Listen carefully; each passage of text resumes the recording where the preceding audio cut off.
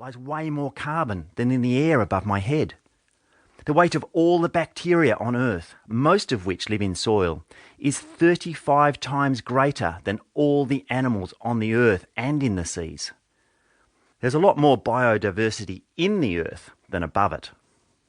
This forest, this landscape, is made by this soil. It's a far cry from the cracked and often bare earth I walked in my youth around the nation's capital, Canberra. The Tarkine gets more rain, up to 3 metres a year, and everything above the ground is a reminder of the magic that happens under our feet.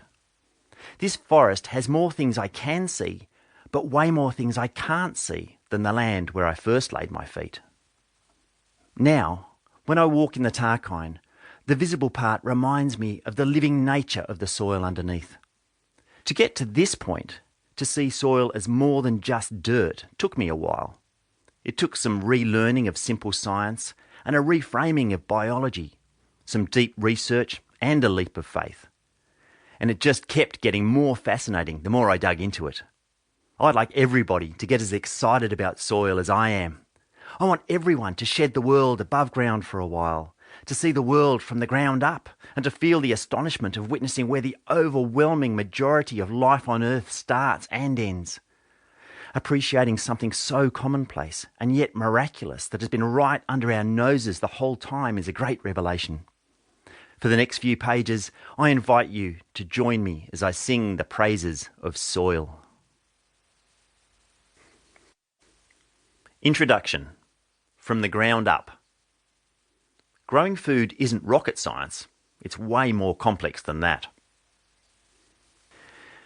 Remember 2015 and its relevance to soil? Surely you must.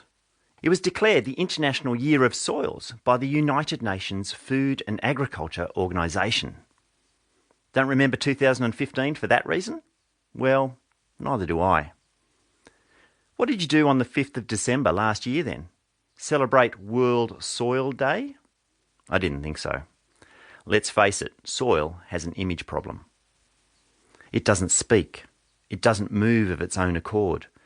It doesn't give us visceral pleasure like a forest or a waterfall. The most wonderfully complex and the most important part of Earth involved in feeding us, healing us, nurturing us and sustaining us isn't breathtakingly pretty. It isn't poetic. It lies just beneath our feet but well out of our minds and collective consciousness. It's the part of Earth we've long overlooked. It's the stuff we've wiped our collective feet on for a couple of 100,000 years, and often, to our detriment, ignored. Soil, however, is at last beginning to be truly understood, and its role rightly esteemed. The threads of science are tying together the story of this amazing and underrated resource. At this pivotal time, with a climate collapse looming, with human ingenuity put towards growing the least nutrient-dense foods in history, while simultaneously causing alarmingly high levels of environmental damage, we are at a crossroads. What happens now, in human and global health, depends on how we look at the land beneath our feet.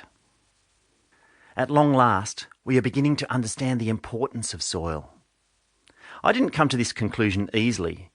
My youthful imagination wasn't fired by the chocolate cake texture of good soil that has long excited gardeners and soil scientists.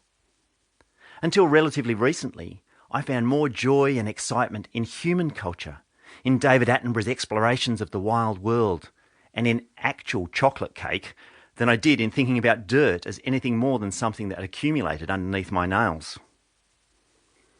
For me, soil seemed dull and insipid, a dry, dusty topic, a medium for growing things, something to hold up trees and stop my house descending into the earth's core. Isn't soil just crushed up rocks and minerals, a lifeless melange of sand and clay where plant roots go to find water and nutrients? Don't we simply grow food where soil is good and don't bother where soil is bad? Aren't we just the beneficiaries of the geological lottery of where soil has naturally formed?